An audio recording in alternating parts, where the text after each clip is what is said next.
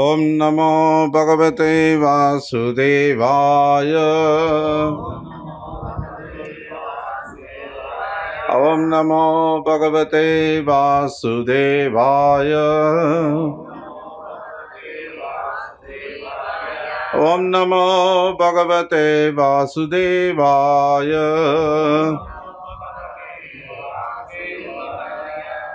பகவத்கீதை உண்மை உறவில் 11வது அத்தியாயம் விஸ்வரூபம் 4வது ஸ்லோகம். திரும்ப சொல்லுங்க. மன்யசேதி தச்சக்யம் மயா த்ரஷ்டும் இதி பிரபோ யோகேஸ்வர ததோ மே த்வம் தர்ஷயாத்மானமவ்யயம். மன்யசேயதி நீங்கள் நினைத்தால், தத் அந்த, சக்கியம் சத்தியமாகும், மயா என்னால், திரஷ்டும் காண, இதி இவ்வாறு, பிரபோ இறைவா, யோகேஸ்வர எல்லா யோக சக்திகளின் இறைவனே,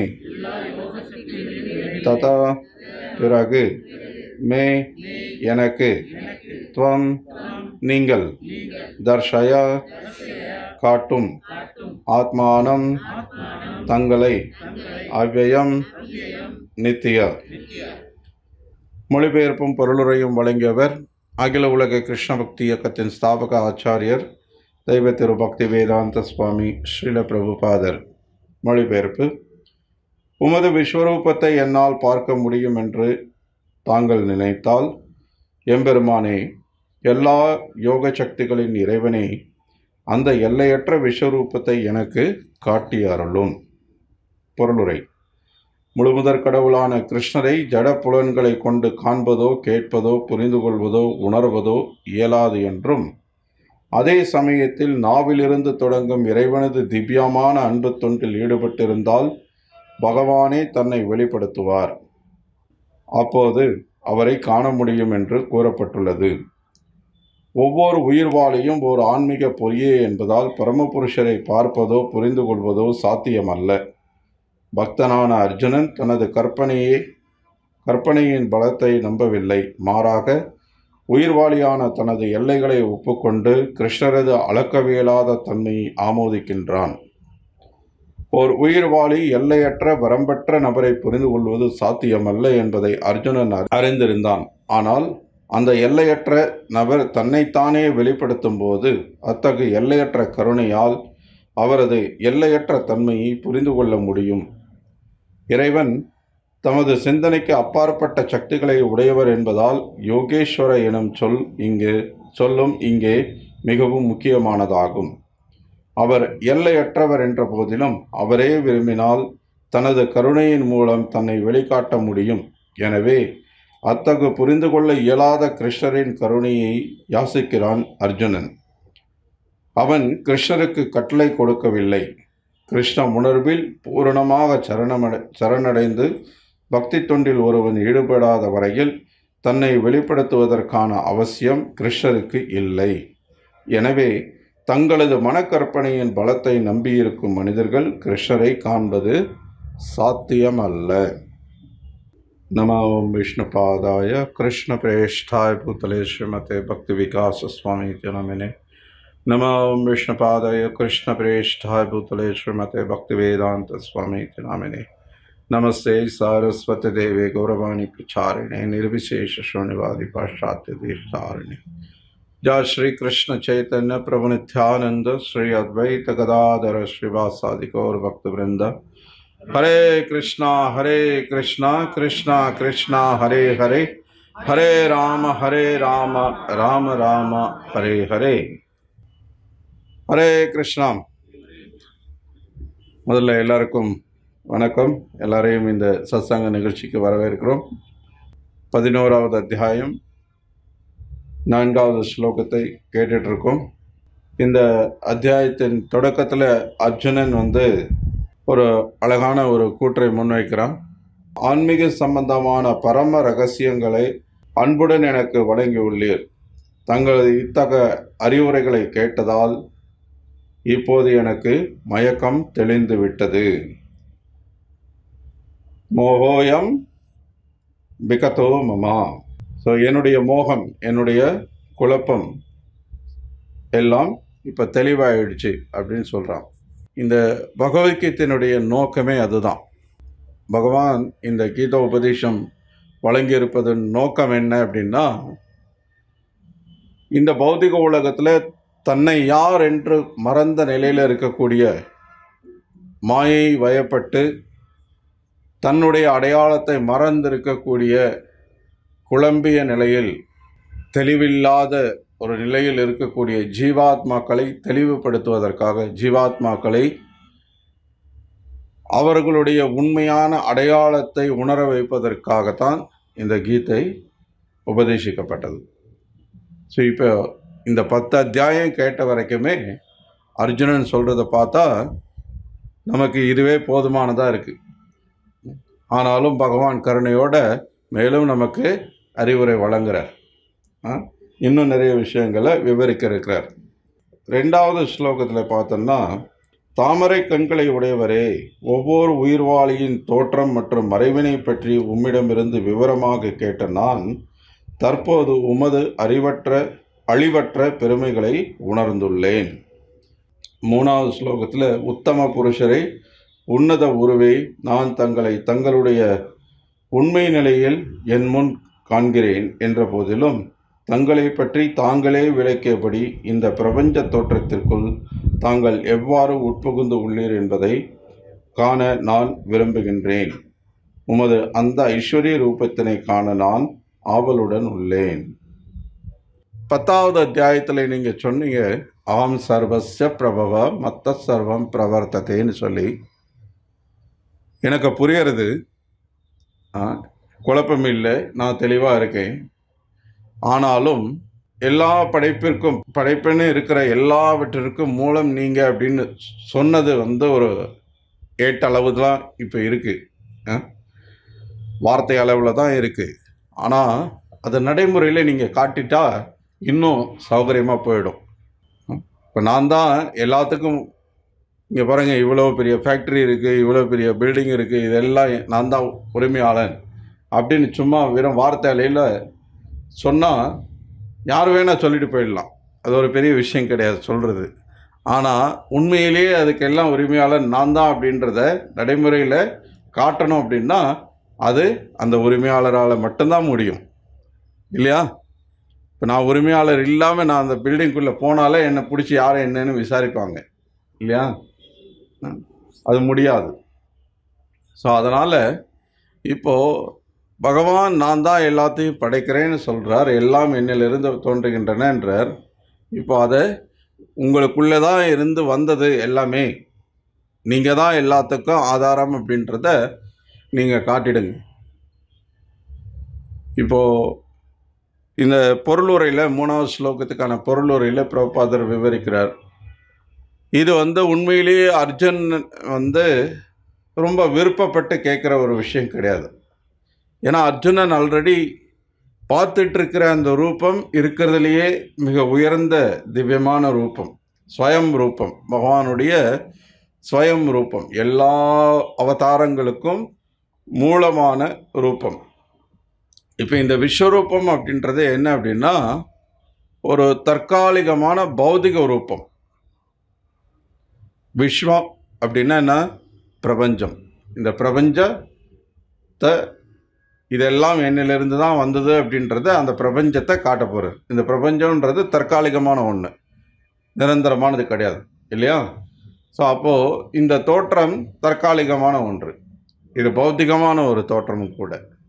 அப்போது ஏற்கனவே அர்ஜுனன் கண்டுகொண்டிருக்கிற பகவானுடைய ரூபம் மிக உயர்வான ஒரு ரூபம். அதை விட உயர்வான ரூபம் வேறு எதுவும் கிடையாது. அப்படி இருக்கும்போது ஏன் ஒரு தாழ்ந்த ஒரு விஷயத்துக்கு அர்ஜுனன் விருப்பப்படணும் அப்படின்னு கேள்வி எழலாம். ஸோ பிரபுபாதர் ரொம்ப அழகாக சொல்கிறாரு, உண்மையிலே இதில் அர்ஜுனனுக்கு விருப்பம் கிடையாது. அர்ஜுனனுக்கு விருப்பம் கிடையாதுன்னா இந்த ரூபத்தை பார்க்கணுன்றதுல கிடையாது. ஆனால் ஏன் கேட்குறான்? ஏன்னா பிற்காலத்தில் அது பின்னாடி வரக்கூடிய ஸ்லோகங்கள்லையும் அதை நம்ம பார்க்கலாம். இருந்தாலும் பிரபுபாதர் முன்னரே நமக்கு பொருளுரையில் விளக்கிடுறார்.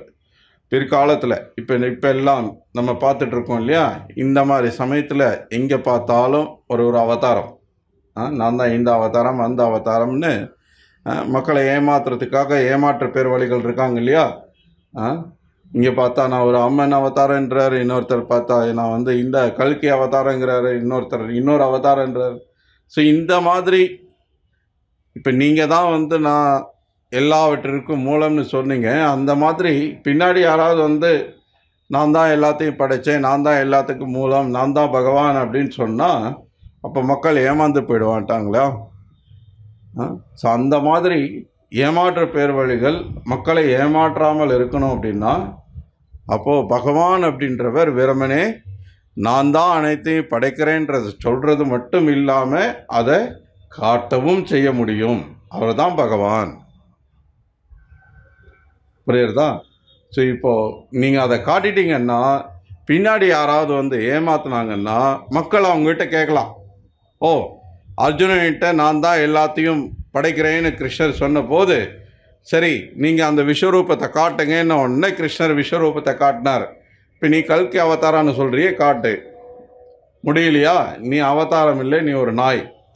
பிரபுபாதர் சொல்றார், you are not God, you are a dog. நீ கடவுள்னு சொல்லிக்க முடியாது, நீ ஒரு நாய் தான். அஃப்கோர்ஸ் துரதிர்ஷ்டவசமாக கலியுக மக்கள் ஏமாற விரும்புகிறவர்களாக இருக்கிறதுனால, ஏமாற்றப்பட விரும்புகிறதுனால இந்த மாதிரியான ஏமாற்ற பேர் வழிகள் எப்பவும் இருந்துக்கிட்டே தான் இருக்காங்க. ஆனால் புத்திசாலிகள் பகவத்கீதை உண்மை உருவில் படித்தா, இந்த ஒரு ஸ்லோகம் படித்தா போதும், உடனே அவங்களுக்கு இந்த அறிவு வந்துடும். ஓகே, யாராவது பகவான் சொன்னால் உடனே நீங்கள் விஸ்வரூபத்தை காட்டுங்கன்னு கேட்கலாம். காட்ட முடியலையா? ஏதாவது சொல்லி தட்டி கழிக்கிறாங்களா, இல்லை விஸ்வரூபத்தை காட்டுறாங்களா, அதை பார்த்து முடிவு பண்ணுங்க. ஏதாவது வார்த்தை ஜாலங்களை பயன்படுத்தி உங்கள்கிட்ட இருந்து தப்பிக்க பார்க்குறாங்கன்னா அப்போ அவங்க பகவான் கிடையாது. கிருஷ்ணர் இங்கே தப்பிக்க முயற்சிக்கலை. அர்ஜுனன் கேட்ட உடனே விஸ்வரூபத்தை காட்டுறார். அதுதான் நம்ம பகவத்கீதையில் பார்க்குறோம். ஸோ இந்த மாதிரி கேட்ட அர்ஜுனன் வெறுமனே அவன் கேட்குற விதம் எப்படி இருக்குது, இது ரொம்ப முக்கியமான ஒரு விஷயம் நம்ம பார்க்கணும், புரிந்து கொள்ள வேண்டியது.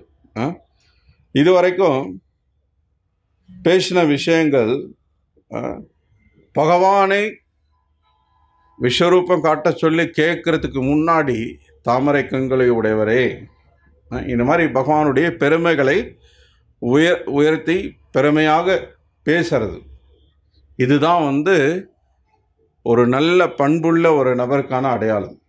நல்ல சிறந்த குணமுள்ள நபர்கள் அப்படின்னா நம்மளை விட மேலே இருக்கக்கூடிய, நம்மளை விட சிறந்த நிலையில் உயர்ந்த நிலையில் இருக்கக்கூடியவர்களை அணுகும்போது அவங்களுடைய பெருமைகளை போற்றி பேசணும்.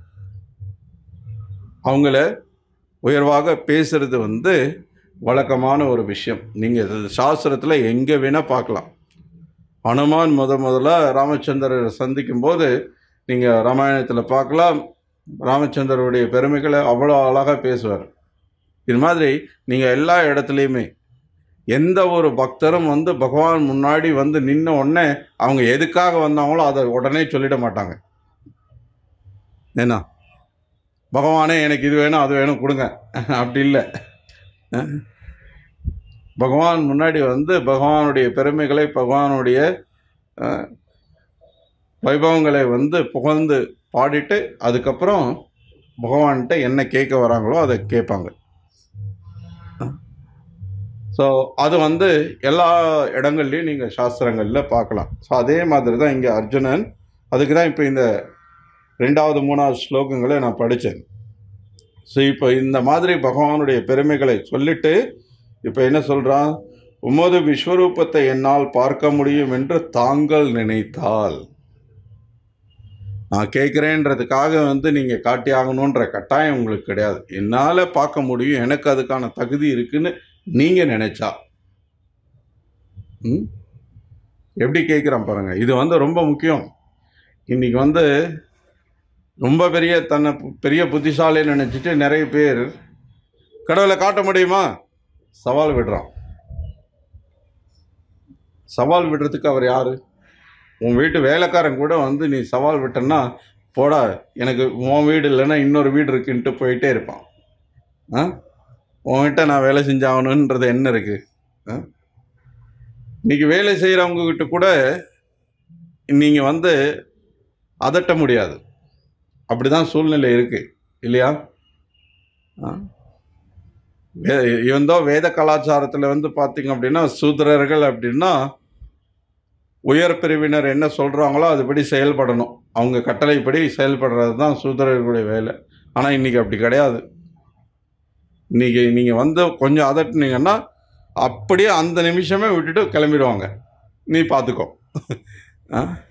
இப்போ அந்த மாதிரி அறகுறையாக யாராவது வேலை விட்டுட்டு போனாங்கன்னா வேறு ஆளை கூப்பிட்டு வந்து செய்ய சொன்னால் யாரோ பாதியில் விட்டுட்டு போயிருக்காங்க, நீ ஏதோ குழப்பியிருக்க, பணம் கொடுக்காம விட்டுருப்ப அப்படின்னு சொல்லிட்டு அவன் வந்து பார்த்துட்டு வேலை செய்யாமல் போயிடுறான். நிறைய நடக்கிறது இந்த மாதிரி.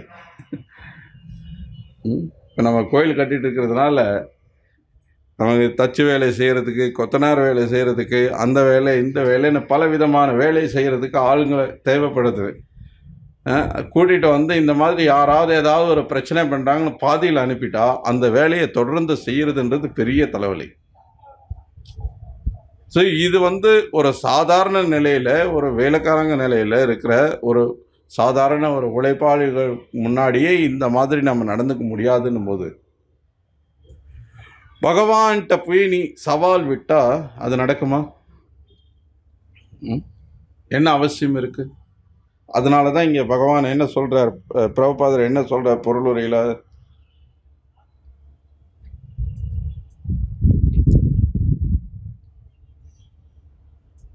பூரணமாக சரணடைந்து பக்தி தொண்டில் ஒருவன் ஈடுபடாத வரையில் தன்னை வெளிப்படுத்துவதற்கான அவசியம் கிருஷ்ணருக்கு இல்லை. நாகம் பிரகாச சர்வஸ்ய யோகமாயா சமாவிரதா. பகவான் சொல்கிறார், யோகமாயா சக்தியின் மூலமாக தன்னை மூடிக்கிறார், தன்னை மறைச்சிக்கிறார். அவருக்கு அவசியம் கிடையாது. பகவான் விருப்பப்பட்டார்னா யாருக்கு வேணால், எப்போ வேணால், எப்படி வேணால் அவரை காட்சி கொடுக்க முடியும், அவர் விருப்பப்பட்டாருன்னா. ஆனால் அவர் விருப்பப்படலைன்னா நீங்கள் யாராக இருந்தாலும் என்ன பண்ணினாலும் அவரை பார்க்கறதுக்கு முடியாது. இதுதான் பகவான். 5000 வருஷத்துக்கு முன்னாடி அர்ஜுனன் முன்னாடி நின்று இந்த பகவத்கீதை உபதேசம் பண்ணுறார். குருக்ஷேத்திர போர்க்களத்தில் அத்தனை கோடிக்கணக்கான வீரர்கள் இருக்காங்க. எல்லாரும் அர்ஜுனன் எப்படி கிருஷ்ணரை பார்த்தானோ அதே மாதிரி பார்த்தாங்களா? இல்லை.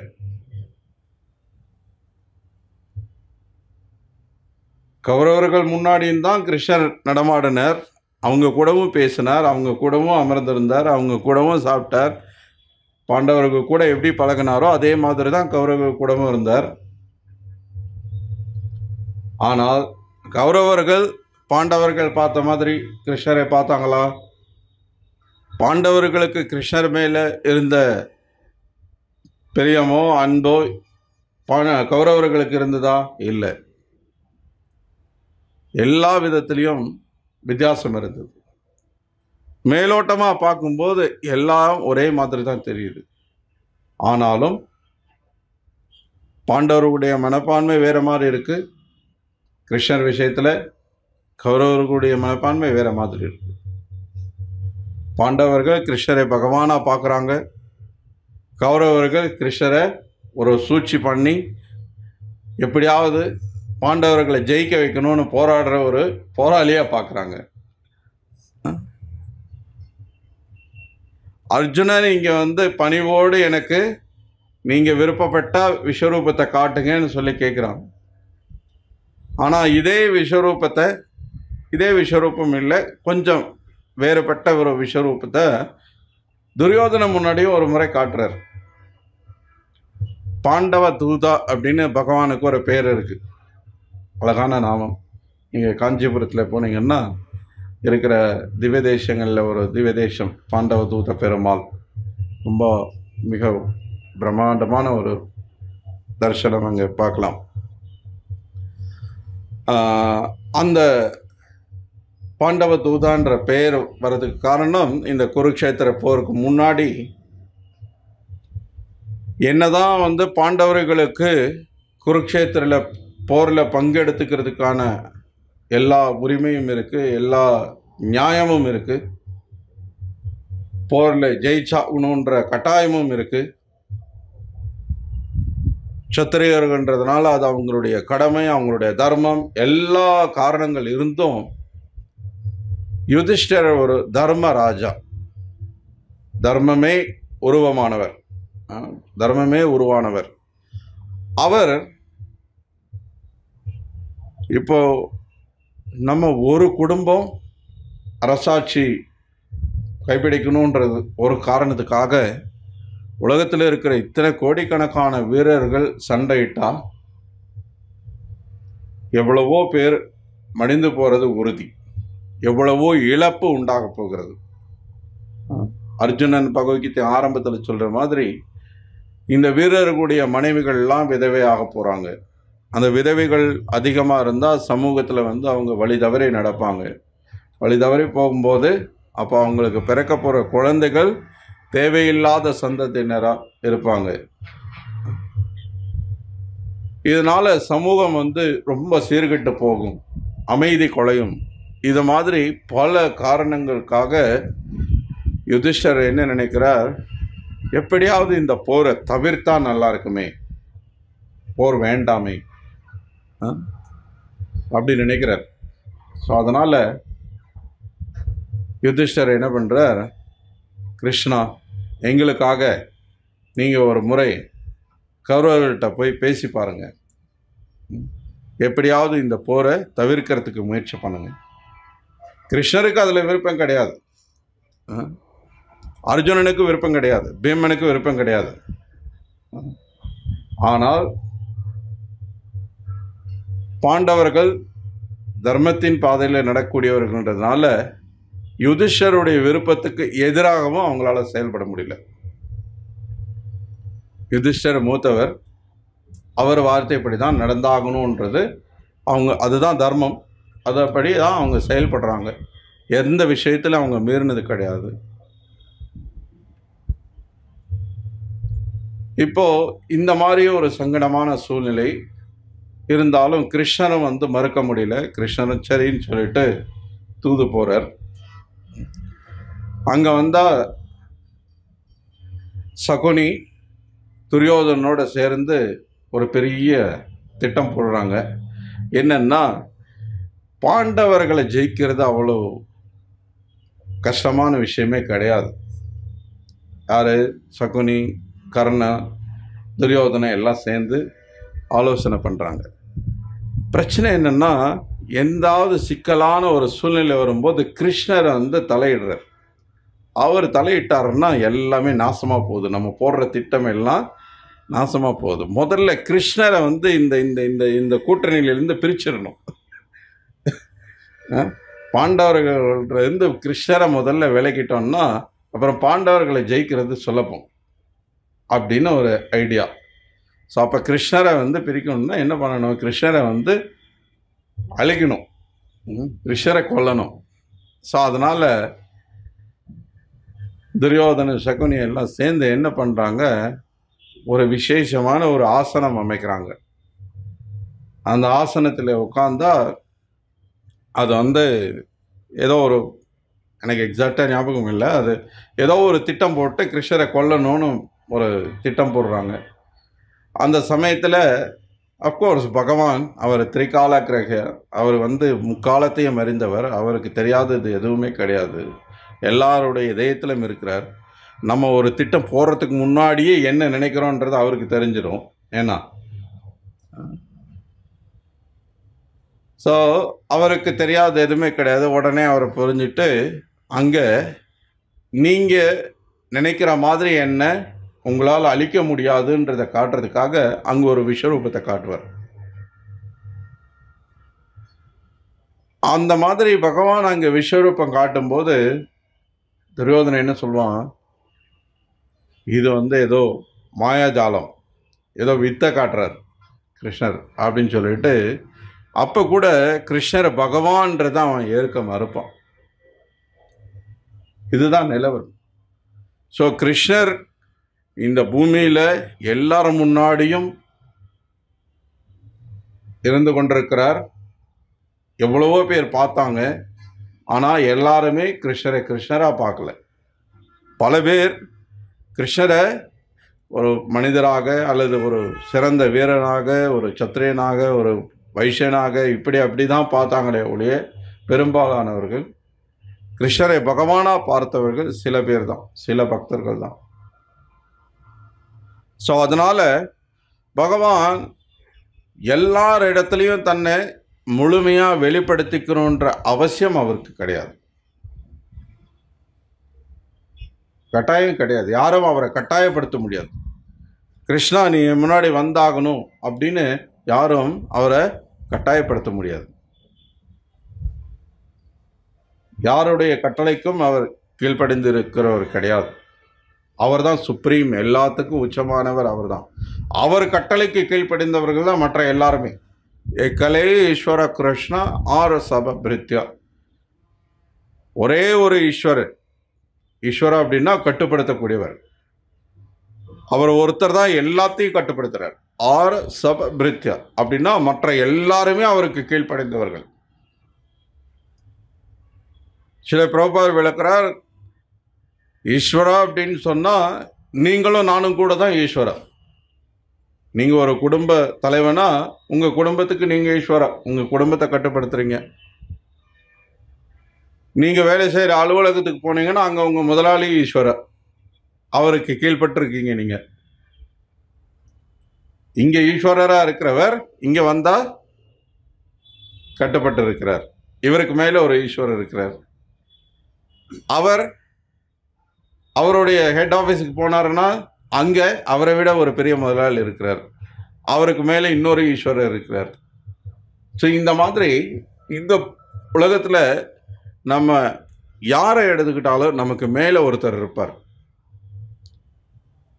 ஸோ பரம ஈஸ்வரா அப்படின்னா யாருக்கு மேலே எந்த ஈஸ்வரரும் கிடையாதோ அவர் தான் பரம ஈஸ்வரா. ஸோ அதனால தான் பிரம்மா சொல்கிறார், ஈஸ்வரா பரம கிருஷ்ணா, பரம ஈஸ்வரா. கிருஷ்ணர் பரம ஈஸ்வரர். அவருக்கு மேலே அந்த ஈஸ்வரனும் கிடையாது. அப்படின்னா மற்ற எல்லாருமே அவருக்கு கீழ்ப்படிந்தவர்கள். ஸோ அதனால் இப்போ அர்ஜுனன் கேட்குறான், பணிவோடு அடக்கத்தோடு தத்விதி பிரணயபாத்தேன பரிப்பிரஷ்னேன சேவையா உபதேக்ஷந்தி தே ஞானம் ஞானின தத்துவதர்ஷினன்னு 4வது அத்தியாயத்தில் குருவை அணுகும் விதம் எப்படின்றத கிருஷ்ணர் விவரித்த மாதிரி இப்போது கிருஷ்ணரை அர்ஜுனன் குருவாக ஏற்றுக்கொண்டிருக்கிறான். அதே பணிவோடு அடக்கத்தோடு கேள்விகள் கேட்குறான். கிருஷ்ணர் பதிலை கொடுக்கிறார். தத்துவ தர்ஷனம், உண்மையை அறிந்தவர் அவர் தான். அவர் உண்மையை இப்போ விளக்கி கொண்டிருக்கிறார். ஸோ கிருஷ்ணர் என்ன வழிமுறை கொடுத்திருக்கிறாரோ அந்த வழிமுறையை பின்பற்றி கிருஷ்ணர் திருப்தி அடையும் வகையில் அவர்கிட்ட பூரண சரணாகதி அடைஞ்சிட்டோம் அப்படின்னா அப்போது கிருஷ்ணர் என்ன வேணால் அவர் காட்டுறதுக்கு தயாராக இருக்கார். எப்படி வேணால் அவரை முழுவதுமாக நம்மளிடத்துல ஒப்படைச்சிக்கிறதுக்கு அவர் தயாராக இருக்கிறார். இதுதான் பகவான். 100% நம்ம கட்டுப்பாட்டுக்குள்ளே அவர் இருக்க தயாராக இருக்கிறார். அவருக்கு அது பிடிச்சும் இருக்குது, அவர் அதை விரும்பவும் செய்கிறார். தாமோதர லீலை எல்லாருக்கும் பரிச்சயமான ஒரு லீலை. யசோதா ஒரு சாதாரண ஒரு கிராமத்தில் இருக்கிற ஒரு வைசிய குடும்பத்தில் இருக்கிற ஒரு பெண்மணி. பெரிய பெரிய முனிவர்கள் ரிஷிகள் எல்லாம் பல ஆயிரக்கணக்கான லட்சக்கணக்கான கோடிக்கணக்கான வருடங்கள் மனதின் வேகத்திலையும் காற்றின் வேகத்திலையும் பயணித்து பகவானுடைய திருவடியை பாத்திரமாட்டமானு முயற்சி பண்ணிட்டு இருக்கும்போது அது சாத்தியம் இல்லாமல் இருக்கிற சமயத்தில் கையில் குச்சை எடுத்துக்கிட்டு விரட்டுறாங்க பகவானை. அவர் பயந்து ஓடுறார், கண்ணை கசக்கிட்டு அழறார். யாருக்காக? ரொம்ப கடுமையான தவம் இருந்து விரதம் இருந்து சாஸ்திர ஞானத்தை வளர்த்துக்கிட்டு இருக்கிற யோகிகளும் ஞானிகளும் மிக கடுமையான தவம் இருந்தும் விரதம் இருந்தும் பார்க்க முடியாத, அவருடைய திருவடி தூசை கூட தரிசிக்க முடியாத நிலையில் இருக்கிற அவர் ஒரு பெண்மணி முன்னாடி பயந்து நடுங்கிறார், அழறார். காரணம் என்ன? யசோதாவோட தூய்மையான அன்பு, எதிர்பார்ப்பில்லாத அன்பு. ஸ்ரீல ரூப கோஸ்வாமி பக்தி ரசாமிருத சிந்தில் நமக்கு வரையறை கொடுக்குறார். அந்யாபிலாஷித சூன்யம் ஞான கர்மா தனாவிருத்தம் அணுக்குள்ளேன கிருஷ்ணானுசீலனம் பக்தி உத்தமா. உத்தம பக்தி இருக்கிறதுலே உயர்ந்த பக்தி அப்படின்னா அது இந்த குணாதிசயங்களை கொண்டிருக்கணும். என்னது? அந்யா அபிலாஷ். அபிலாஷ் அப்படின்னா ஆசை. அந்யா அபிலாஷ், வேற எந்த ஆசையும், அந்நிய அப்படின்னா வேற எந்த ஆசையும் இருக்கக்கூடாது. அப்படின்னா அப்போ என்ன ஆசை இருக்கலாம்? கிருஷ்ணரை திருப்திப்படுத்தணுன்ற ஆசை மட்டும் இருக்கலாம். அது தவிர வேற எந்த ஆசையும் இருக்கக்கூடாது. அந்யாபிலாஷ்ட சூன்யம். சூன்யம் அப்படின்னா ஒன்றும் கிடையாது, ஜீரோ. வேற எந்த ஆசையும் இருக்கக்கூடாது. அந்த ஒரு விஷயத்துல தான் சூன்யம், மற்றபடி சூன்யவாதி கிடையாது நம்ம. அதனால அனுக்குள்ளேன கிருஷ்ணானுசீலனம், கிருஷ்ணருக்கு அனுகூலமான முறையில் நம்ம செய்யக்கூடிய தொண்டு இருக்கணும். அது கிருஷ்ணரை திருப்திப்படுத்தும், கிருஷ்ணரை சந்தோஷப்படுத்தும். அப்படி கிருஷ்ணர் திருப்தி அடைஞ்சு சந்தோஷப்பட்டாருன்னா கிருஷ்ணர் எப்படி வேணா தன்னை அவரை வெளிப்படுத்திக்க முடியும், எப்படி வேணா தன்னை ஒப்படைத்துக்க முடியும். துர்வாச முனிக்கும் அம்பரீஷ் மகாராஜருக்கும் இடையில பிரச்சனை வருது.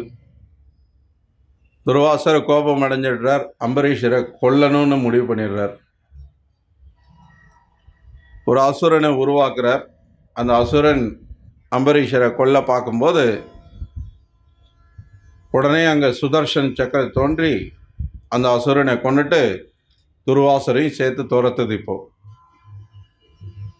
துர்வாசர் ஓடுறார், இந்த பிரபஞ்சம் முழுக்க ஓடுறார், எல்லா தேவர்களையும் அணுகிறார். கடைசியில் பிரம்மா கிட்ட வர்றார். எல்லாரும் கையை விரிச்சிடுறாங்க.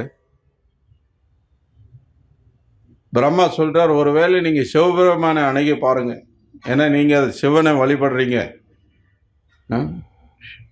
சிவன் உங்கள் மேலே கருணை காட்டி ஏதாவது செய்யலாம் அப்படின்னு. சிவன்கிட்ட போன சிவனும் கையை விரிச்சிடுறாரு. உன்னை துரத்துறது சுதர்ஷனை, ஏன்னா அது பகவான் நாராயணனுடைய அஸ்திரம். அதை எதிர்க்கிறதுக்கெல்லாம் யாருக்கிட்டையும் சக்தி கிடையாது. அதை எதிர்த்தெல்லாம் இது வரைக்கும் யாரும் சண்டை போட்டதும் கிடையாது, ஜெயிச்சதும் கிடையாது. ஸோ அதனால் துர்வாசரே, நீங்கள் பெட்டர் அந்த நாராயணர்கிட்டே திரும்பி போயிடுங்க. ஏன்னா நீங்கள் அவர்கிட்டே போய் மன்னிப்பு கேளுங்க, வேறு வழி இல்லை அப்படின்னா சரின்ட்டு இவர் நாராயணர்கிட்ட போகிறார். சரி, சிவன் வந்து கையை விரிச்சிட்டார், பிரம்மா கையை விரிச்சிட்டார், மற்ற தேவர்கள்லாம் கை விரிச்சிட்டாங்க. சரி, நாராயணர் வந்து கை விரிக்க முடியாது இல்லை, இப்போ அவருடைய ஆயுதம் தானே அப்படின்னு தைரியமாக இருக்கிறாரு துர்வாசர். எப்படியாவது நம்ம காப்பாற்றப்பட்டுடுவோன்னு. இப்போ நாராயணரும் கையை விரிச்சிட்டார். இப்போ அவரும் வந்து என்னால் முடியாதுன்றார். கேட்டால் இது என்னுடைய பக்தனுக்காக விட்டது, இப்போ அதை முடிவு பண்ண வேண்டியது என் பக்தன் தான். அப்போ என்ன பண்ணுறது? என் பக்தன்கிட்ட போ, யாருக்கு நீ வந்து அபராதம் பண்ணி நீ அவர் காலில் போய் விழு. அவர் மன்னிச்சிட்டாருன்னா என் சக்கரத்தை நான் திருப்பி எடுத்துக்கிறேன், இல்லைன்னா இது என் கட்டுப்பாட்டில் இப்போ கிடையாது அப்படிங்கிறார். பாருங்க பகவான் எப்படி பக்தி எவ்வளவு சக்தி வாய்ந்ததுன்றது பாருங்க. இப்படிப்பட்ட பக்திக்கு பகவான் என்ன வேணா செய்ய தயாரா இருக்கிறார்.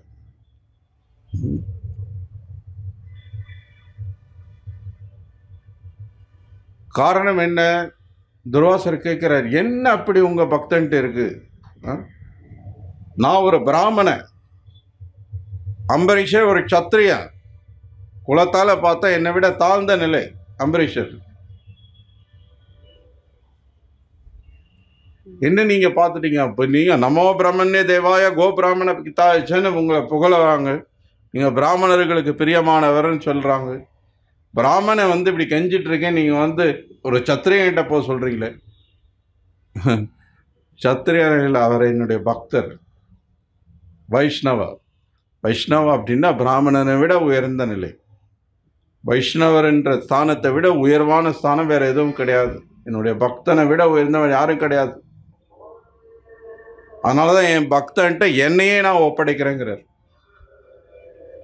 ஏன்னா என் பக்தனுக்கு பௌதிக ஆசை எதுவுமே கிடையாது, எந்த எதிர்பார்ப்பும் இல்லாம என்னிடத்துல சரணடைகிறோம்.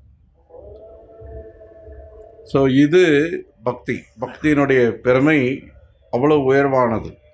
அப்படிப்பட்ட பக்தி இருக்கிறவங்களுக்கு பகவான் என்ன கேட்டாலும் கொடுக்குறார், என்ன கேட்டாலும் காட்ட தயாராக இருக்கார். எந்த ரூபம்னாலும் பகவான்கிட்ட பார்க்கலாம். ஸோ அப்படின்னா பகவானுடைய கருணைக்காக பக்தான் எப்படி காத்திருக்கானோ, அதுக்காக ஏங்குறானோ, அது மாதிரி பகவானுடைய கருணைக்காக காத்திருக்கணும். பகவான் நினைச்சா சாத்தியம் இல்லாதது எதுவுமே கிடையாது. ஆனால் நம்முடைய திறமையால், நம்முடைய புத்திசாலித்தனத்தினால, நம்முடைய முயற்சியினால், நம்முடைய திறமையினால், நம்முடைய அறிவு பலத்தால், இந்த பலத்தால் அந்த பலத்தால் நம்ம அடைஞ்சிடலாம் அப்படின்னு நினைச்சோம்னா முடியாது. பகவானை அப்படி அடையிறதுக்கு சாத்தியமே கிடையாது. அதனால தான் இங்கே ஸ்ரீல பிரபுபாதர் ஆரம்பத்திலேயே பொருளுரையில் சொல்கிறார், அத்த ஸ்ரீகிருஷ்ண நாமாதி நாபவேத் கிராகியம் இந்திரியை. கிராகியம் அப்படின்னா கிரகிக்கிறது. இந்த புலன்களால், இந்திரியங்களால் பகவானை கிரகிக்க முடியாது, புரிஞ்சிக்க முடியாது. அப்போ என்ன பண்ணுறது? ஜீவாதோ, ஜீவான்னா நாக்கு, நாக்கிலிருந்து தொடங்குற ஒரு செயல். என்ன 2 செயல் நாம் பண்ணுறோம் நாக்கு வச்சு. ஒன்று ஹரே கிருஷ்ணா கிருஷ்ணா கிருஷ்ணா ஹரே ஹரே, ஹரே ராம ராம ராம ஹரே ஹரேன்னு பகவான் நாமத்தை சொல்லலாம், பகவான் கதை பேசலாம், பகவத் கதா, பகவானுடைய உபதேசங்களை பிரச்சாரம் பண்ணலாம். 2வது பகவானுடைய சுவையான பிரசாதத்தை சுவைக்கலாம். இந்த 2 செயல்களும் மிகச்சிறந்த ஒரு பக்தி செயல்கள். ஸோ இந்த நாக்கிலிருந்து தொடங்கக்கூடிய செயல்களான இந்த 2 செயல்களையும் நம்ம செயல்படுத்தும் போது அப்போ என்ன ஆகுது? சில பிரபுபார உபதேசாமிரதத்தில் அழகாக விவரிக்கிறார். நாக்கை கட்டுப்படுத்திட்டோம் அப்படின்னா வயிறு தானாக கட்டுப்படும். வயிறு கட்டுப்பட்டுச்சுன்னா பாலுறுப்பு கட்டுப்படும். இது 3 ஒரே நேர்கோட்டில் இருக்குது. இதை கட்டுப்படுத்துறதுக்கான ரகசியம் அதுதான்.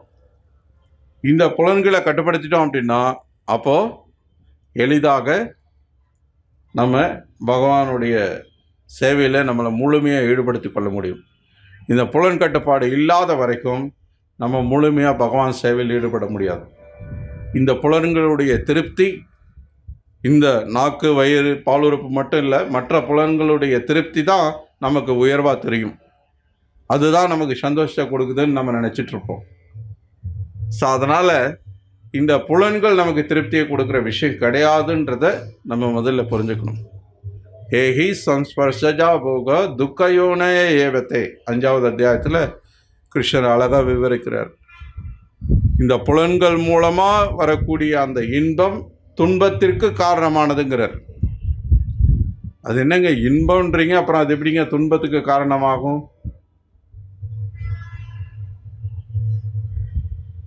எப்படி? புலன்களினால் வரும் இன்பம் துன்பத்திற்கு காரணமாகும்னா எப்படி? இன்பம்னு சொல்லியாச்சு, அப்புறம் அது எப்படி துன்பத்துக்கு காரணமாகும்? இன்பம்னா அது இன்பம் தானே. எப்படின்னா, எனக்கு குலாப் ஜாமுன் பிடிக்கும், அஃப்கோர்ஸ் உங்களுக்கும் பிடிக்கும். 2 குலாப் ஜாமுன் கொடுத்தா சந்தோஷப்படுவீங்க. 4ன்னா உடனே முகம் பாருங்க இன்னும் பிரகாசமாகுது. சொல்லும் போதே கொடுத்தா என்ன ஆகும்? சரி, 4க்கு 10 கொடுக்குறீங்க, இன்னும் சந்தோஷம். 10க்கு பதிலாக 100 கொடுத்தா பிரபு முடியாது பிரபு.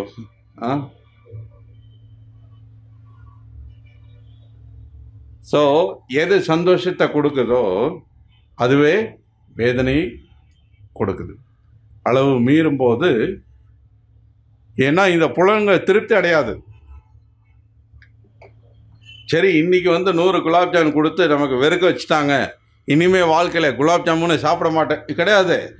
2 நாள் கழித்து மறுபடியும் குலாப் ஜாமுன் பார்த்தா நாக்கு அப்படியே இழுத்துட்டு போகும். இதுதான் பிரச்சனை.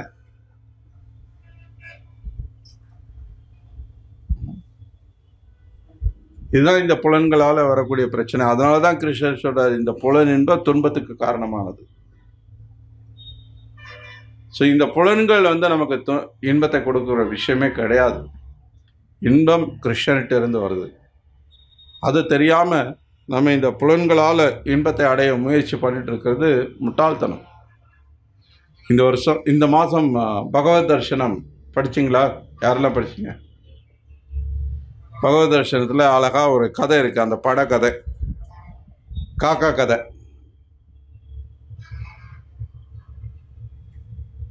ஒரு காக்கா ஒரு நாள் ஒரு அன்னப்பறவையை பார்க்கறது. அன்னப்பறவை வெள்ளை வெளியேறுன்னு இருக்கும், காக்கா கருப்பாக இருக்கும். ஸோ காக்கா நமக்கு சந்தோஷமே இல்லை, ஏன்னா நம்ம கருப்பாக இருக்கிறோம். ஆனால் அன்னப்பறவை வெள்ளையாக இருக்கிறதுனால அது ரொம்ப சந்தோஷமாக இருக்கும் அப்படின்னு சொல்லி அந்த அன்னப்பறவைகிட்ட நீ வெள்ளையாக இருக்க, அதனால தான் நீ இருக்கிறதுலே சந்தோஷமானது உயிர் நீ தான், சந்தோஷமான ஜீவன் நீ தான் அப்படின்னு சொல்லி சொல்கிறது. அந்த அன்னப்பறவை சொல்கிறது, நானும் அப்படி தான் நினச்சிட்டு இருந்தேன். ஆனால் ஒரு நாள் நான் கிளியை பார்த்தேன். கிளி 2 நிறம் இருக்குது, பச்சையும் இருக்குது, அது சிகப்பும் இருக்குது. எனக்கு ஒரு நேரம் தான் இருக்குது, அது 2 நிறம் இருக்குல்ல, அப்போ அதுதான் சந்தோஷமான உயிர் அப்படின்னு நான் நினச்சேன். அப்போ அந்த கிளிக்கிட்ட நான் சொன்னேன். ஸோ இந்த காக்கா திருப்பி கிளிக்கிட்ட போகுது. கிளிக்கிட்ட சொல்கிறது அதே மாதிரி, நீ தான் ரொம்ப சந்தோஷமான உயிர்வாள். அப்போ கிளி சொல்கிறது, இல்லை இல்லை, நானும் அப்படி தான் நினச்சிட்டு இருந்தேன் மயிலை பார்க்குற வரைக்கும். நான் ஒரு நாள் மயிலை பார்த்தேன். மயில் பல வர்ணத்தில் இருக்குது, பல நிறங்கள் இருக்குது. 2 நேரத்துக்கு நான் சந்தோஷம்னு நினச்சா அப்போ பல வர்ணம் இருக்கும்போது அப்போ அதுதானே ரொம்ப சந்தோஷமானதாக இருக்கணும். அந்த மயில் பார்த்திங்கன்னா ஒரு ஜூவில் ஒரு கூண்டில் அடைச்சி வச்சுருக்கிறாங்க. இந்த காக்கா அப்படி நினச்சிட்டு மயில் தான் சந்தோஷமானதுன்னு நினச்சிட்டு போய் அதுக்கிட்ட பேசினா மயில் சொல்கிறது, நானும் அப்படி தான் நினச்சிட்டு இருந்தேன், ஆனால் இப்போ பாரு என்னை கூண்டில் போட்டு பூட்டி வச்சுருக்கானுங்க. எல்லாரும் என்னை தினம் ஆயிரக்கணக்கான பேர் பார்த்துட்டு போகிறாங்க, என் அழகை ரசிக்கிறாங்க, செல்ஃபி எடுத்துக்கிறாங்க, எல்லாம் பண்ணுறாங்க. ஆனால் என்னை இப்படி கூண்டில் போட்டு பூட்டி வச்சுருந்தா நான் எப்படி சந்தோஷமாக இருக்க முடியும்? நீ கருப்பாக இருந்தாலும் ஒரே நேரமாக இருந்தாலும் பரப்பு, நீ சுதந்திரமாக பறந்துட்டுருக்க, நீ தான் சந்தோஷமாக இருக்க, உன்னை விட சந்தோஷம் யாரும் கிடையாது அப்படின்னு அந்த மயில் சொன்னது. ஸோ கருத்து என்ன அப்படின்னா, இந்த மாதிரி இந்த சரீரம் என்ன நிறமையாக இருக்குது. இன்றைக்கி பார்த்திங்கன்னா காக்காவுக்கு இந்த கதை சொன்னது போல நமக்கே சொல்லியிருக்கலாம் நேராகவே. ஏன்னா இங்கே இருக்கிற எல்லாரும் பார்த்திங்கன்னா கருப்பாக இருக்கிறோன்னு ஃபேர் அண்ட் லவ்லி வாங்கி வாங்கி போட்டு போட்டு போட்டு வெள்ளை ஆகிறதுக்கு எவ்வளோ முயற்சி பண்ணிகிட்ருக்காங்க. பெரிய பைத்தியக்காரத்தனம். ஏன்னா அதுதான் சந்தோஷத்தை கொடுக்கும்னு. உலகத்திலேயே இந்தியா இந்த அழகு சாதன பொருட்கள் வியாபாரத்தில் ரொம்ப முக்கிய பங்கு வகிக்குது. அதனால தான் அப்பப்போ இந்த இந்தியா பெண்களை வந்து உலக அழகியாக தேர்ந்தெடுக்கிறாங்க. எல்லாம் ஒரு பெரிய வியாபார யுக்தி. ஆனால் துரதிர்ஷ்டவசம் மக்களுக்கு அதெல்லாம் தெரியாது. அதுக்கு என்னங்க சம்பந்தம்? ஏன்னா உலக அழகி இருக்காங்க அப்படின்னு சொன்னால் அவங்கள மாதிரி நம்மளும் வெள்ளையாக இருந்தால் தான் அழகு அப்படின்னு நினச்சி நம்ம அவங்க கோடிக்கணக்கில் அவங்க உற்பத்தி பண்ணி கொடுக்குற அந்த பொருளை எல்லாம் வாங்கி நம்மளும் முட்டாள்தனமாக செலவழிச்சிட்ருப்போம். அவங்களுக்கு அதுதான் வியாபாரம். உலக அழகிய பட்டம் சும்மா வந்து அவங்க வந்து கோடிக்கணக்கில் செலவு பண்ணி கொடுக்கறது கிடையாது. அதுக்கு பின்னாடி பெரிய ஒரு வியாபார யுக்தி இருக்குது. உடல் நிறம் மட்டுமல்ல, இந்த உடல் சார்ந்த விஷயங்கள் எல்லாம் நமக்கு சந்தோஷத்தை கொடுக்கும்னு நினைக்கிறோம் பாருங்கள், அது மிகப்பெரிய முட்டாள்தனம். நம்முடைய உறவுகள், நம்முடைய உடைமைகள், நம்முடைய நண்பர்கள், நம்முடைய சமூகம், நம்முடைய ஜாதி, நம்முடைய தேசம், நம்முடைய நாடு, இதெல்லாம் நமக்கு சந்தோஷத்தை கொடுக்கும்னு நம்ம நினைச்சோம் அப்படின்னா அது மிகப்பெரிய முட்டாள்தனம். இது எதுவும் நமக்கு சந்தோஷத்தை கொடுக்க போகிறது கிடையாது. இது எதுவும் நிலையானது கிடையாது. இந்த உடலே நிலையானது கிடையாது. அப்புறம் இந்த உடல் சார்ந்த இந்த அடையாளங்கள், இந்த உறவுகள், இந்த உடைமைகள் எதுவும் நிலையானது கிடையாது. ஆனால் ஆத்மாவான நாம் நித்தியமானவர்கள், நிரந்தரமானவர்கள். பகவான் நித்தியமானவர். பகவானுக்கும் நமக்கும் அந்த அன்பான உறவை ஏற்படுத்தக்கூட இந்த பக்தி பாதை நிரந்தரமானது. இது மட்டும்தான் உண்மை. இது தவிர மீது எல்லாம் தற்காலிகமானது. எதுவும் சந்தோஷத்தை கொடுக்க போகிறது கிடையாது. பிரபுபாதர் கருணையோடு நமக்கு இவ்வளோ அழகான தத்துவபூர்வமான உண்மையை நமக்கு விளக்கியிருக்கிறார். இது அவ்வளோ எளிதான ஒரு புரிஞ்சுக்கிற ஒரு விஷயம் கிடையாது. ஆனால் நம்மளும் புரிஞ்சுக்கிற அளவுக்கு பிரபுபாதர் ரொம்ப அழகாக எளிமையாக விவரிச்சிருக்கிறார். அப்படின்னா இது நமக்கு உண்மையிலேயே பெரும் பாக்கியம் நமக்கு கிடைச்சிருக்கிறது. ஸோ இதை எவ்வளவு தீவிரமாக நம்ம பயிற்சி செய்யணுமோ அவ்வளவு தீவிரமாக பயிற்சி செய்யணும். ஏன்னா இந்த வாழ்க்கை நிலையில்லாத வாழ்க்கை. கமல தல ஜல ஜீவன தலமல. எப்படி ஒரு தாமரை இலை மீது இருக்கக்கூடிய தண்ணி எந்த வினாடி வேணால் கீழே விழுந்துடலாம், அது ஒட்ட போகிறது கிடையாது. ஸோ அந்த மாதிரி ஒரு நிலையில்லாத வாழ்க்கை இந்த வாழ்க்கை.